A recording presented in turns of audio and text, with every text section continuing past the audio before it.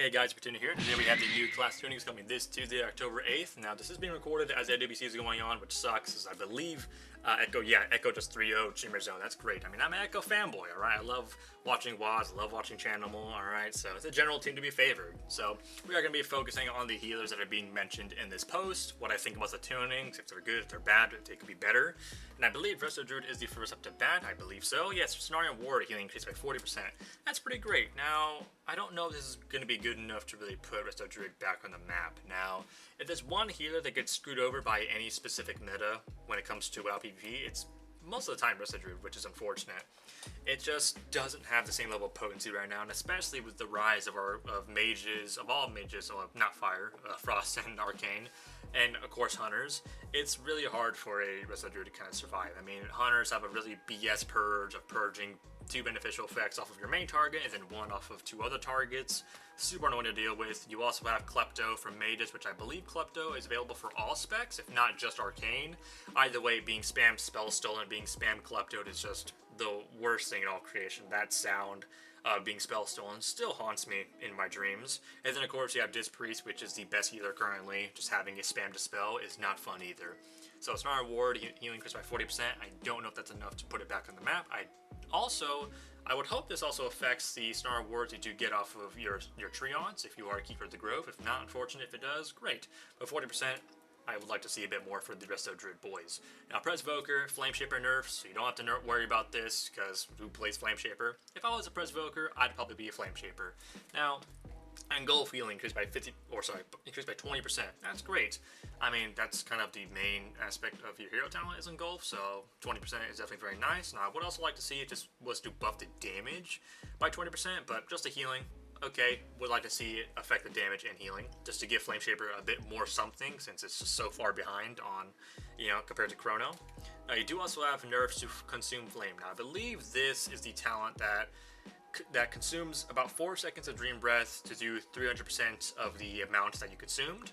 Now 50%, I'm not entirely too sure how big that is compared to the healing that you're getting already. So I don't play Evoker, I don't play Presvoker, so I'm not entirely too sure if you play Pres, and if you're one of the only Flame Shapers out there, can you tell me if 50% is really going to be that crazy? Because 50% definitely doesn't seem like a big number. So we have Monk. I mean, this is what I've been waiting for, Monk. Monk's not a particularly strong healer right now, so seeing buffs to it just kind of makes me happy. Now we have Stored Vitality, causes an additional 40% healing and damage, was 25%. That's great. Now if you're not sure what this is, we have Aspect of Harmony here, which is the main aspect of the Harmony talent tree. So, for 10 seconds after casting Thunder Focus Siege, your spells and abilities draw upon the Stored Vitality to deal 25% additional healing over 8 seconds. This is going to be 40%, so you're basically just getting more healing. 40% is great, just 40% healing over time. So if I'm hitting big Vivifies, I'm hitting big Enveloping Mists, it's definitely going to be super, super nice. Now, I believe this is all spells and abilities. If I get a big Revival, big Gust of Mist on top of that, I'm going to be getting some pretty big Harmony healing. Now, we are also looking at some beautiful stuff down here. If you're wondering if there's any audio in the background, it's probably the garbage men doing their thing. So we also have this stuff down here. So Coalescence now causes Aspect of Harmony to increase damage and healing taken by 30%. 30% increased healing taken. That's crazy. If not sure what Coalescence is, this is the last talent tree here. When Aspect of Harmony heals, it has a chance to spread to nearby allies. And when I'm healing targets that are affected by Aspect of Harmony, they take 10% increased damage or healing from me. So 30% increased healing to my allies is crazy. That's just extra throughput. 30% is crazy. Now, assuming that might be tuned down in PvP, it might be like 15%. I'm not too sure, but 30%, if it stays that way, that's a big healing increase. So. Gotta love that. We also have Aspect of Harmony now stores 30% of healing done, was 20%, so you're basically just going to be ramping up your Aspect of Harmony faster from 20% to 30% now. So, again, that's really great. Do I think this is enough to put Mistweaver back on the map in, all PvP? Blitz, RBGs, Mistweaver is still, a very good choice. But in Arena, it's definitely crap. So do I think that's enough to really put it back, make it present in Arena? Not too sure. I think there's still just core fundamental issues about Mistweaver that make it, not really a good pick. But it's a start. It's a start. I really like that. Holy Paladin. we have some lightsmith stuff. If you know me, I love playing lightsmith. I don't play it anymore because it's just so bad. It's so far, it puts Holy Paladin so far behind. Holy Paladin right now is definitely getting a spot in the sunlight because of the natural course that healers take over the course of time. When metas shift, certain healers rise up to the occasion. When spell cleaves become dominant, guess what rises? Resto Shamans. When jungle cleaves or certain melee comps become dominant, guess what rises? Holy Paladin. So Holy Paladin's getting a nice spot in the sunlight, but we do have a lightsmith changes. Now I'm all for this. I wish it was a bit more though. So looking at lightsmith, we have some changes here. Lightsmith Awakening now causes Blessing of the Forge to spawn in a sacred weapon when extending the duration of your Avenging Wrath. Now what is Blessing of the Forge, Big Tuna?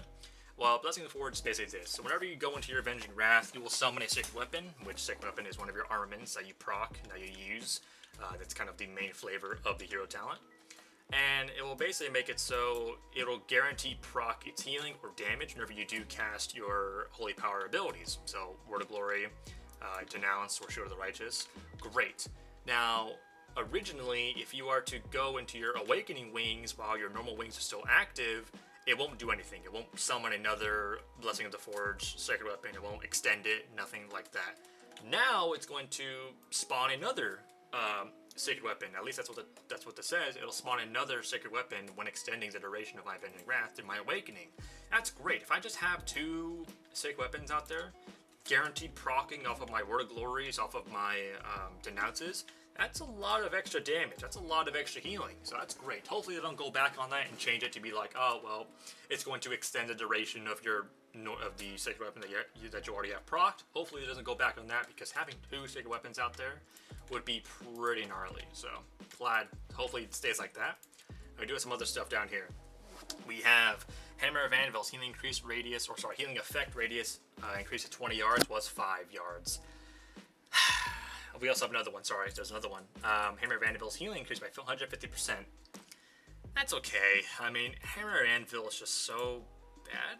So basically this will proc off of Judgment crits that'll do some healing at the target location.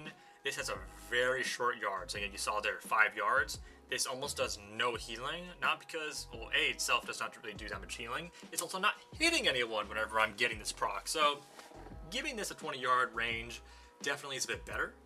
But it's just still so bad. The healing of it's bad, 150%, hopefully that makes a difference, but proccing off of Judgment crits, I mean, how many Judgments are you really critting throughout your days? I know your Holy Paladin crits are your main thing, but like, how many are you actually critting to make Hammer and Anvil really worthwhile is the question I'm asking. So hopefully, maybe in the future this gets changed to just proccing off of Judgment without having to crit, just simply proccing off of my Judgment casts.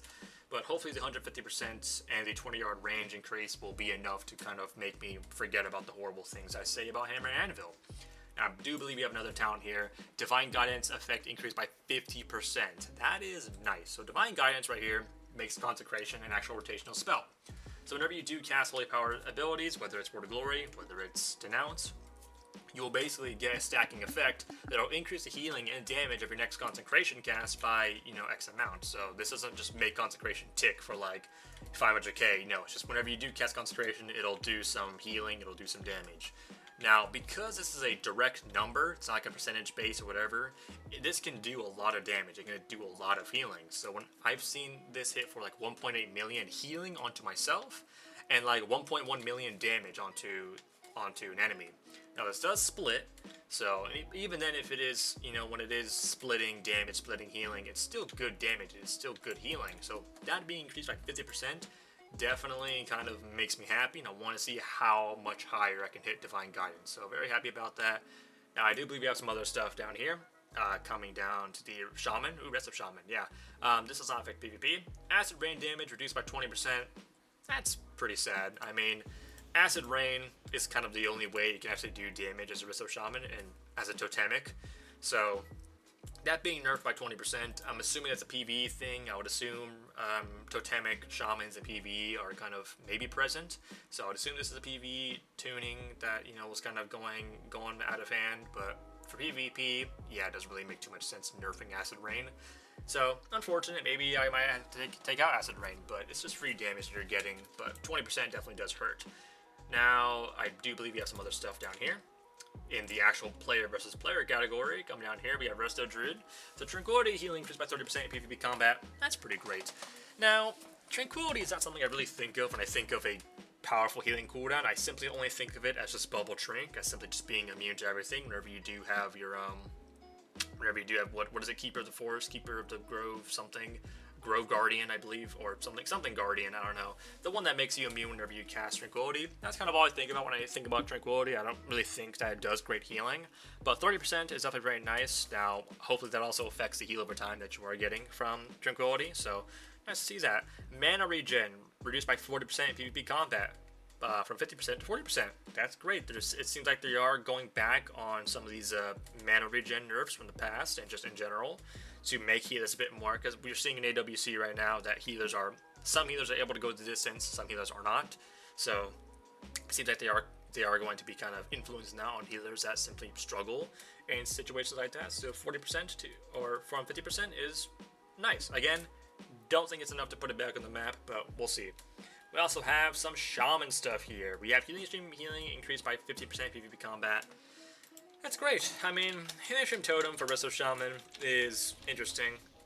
Honestly, I'm not entirely too sure I like having Living Stream the way it is. Before, it was a stacking tree, so basically every single tick of Healing Stream would deal another 10% increased healing, basically kind of like a miniature version of Living Tide. And at that point, you know, Healing Stream could ramp up to a point where it's just doing a lot of healing. Now it's just getting the maximum value at first, and then it decays over time, which if you get like weak value at the start, you're just going to get weak value over time. So I kind of wish they'd revert that. Maybe I'm trolling, but Healing Stream Totem healing is still pretty decent. It's still going to be up there in your breakdown, pretty like maybe number third in your healing breakdown. So 15% is definitely it's very welcoming. We also do have some other stuff down here. Healing Surge and Healing Wave healing increased by 10% in PvP combat. Nice. I don't know if that's enough to really bring Resto Shaman into the world of PvP. Right now, it's a struggling meta. I mean, same things as I mentioned with Resto Druid. Purges are annoying, but right now, as the class itself, you just don't have healing. Any global that's not Riptide, you just are dying. That's just a simple case of it. It's hard to get your offense out, you know, going for good statics, going for those spam hexes, going for those spam interrupts, you know, looking for the offensive plays, because you know, A, don't do damage, and B, you don't have the healing to stabilize enough in order to go for the offensive plays. So is 10% to my Healing Surge really going to be enough? Is that 10% really going to make my Spearwalker's Grace, Spearwalker's Aegis window of just dumping Healing Surges in going to be enough? Is 10% to my Healing Wave going to make my Age of Swiftness, you know, more powerful? Not too sure. It's still obviously going to make an impact for the better, but the level of impact is what I'm really looking for. Because right now, you just don't have recovery. You don't have recovery, you don't have power, you don't have numbers. So I don't know if 10% to my Healing Surge and my Healing Wave is really going to be giving me that, what I'm looking for. I mean, you hear Abster say it all the time. Nerf Earth in the Wall and buff our healing. Every healer has a certain spell that exists for the main reason that Blizzard kind of likes to use it as an excuse to not give you the consistent tunings that you're looking for, to give you the great tunings that you're looking for. So that spell for Shaman is Earth in the Wall Totem. So I don't know if they need to do what Absurd says, which is nerf Earth in the Wall again and buff our healing.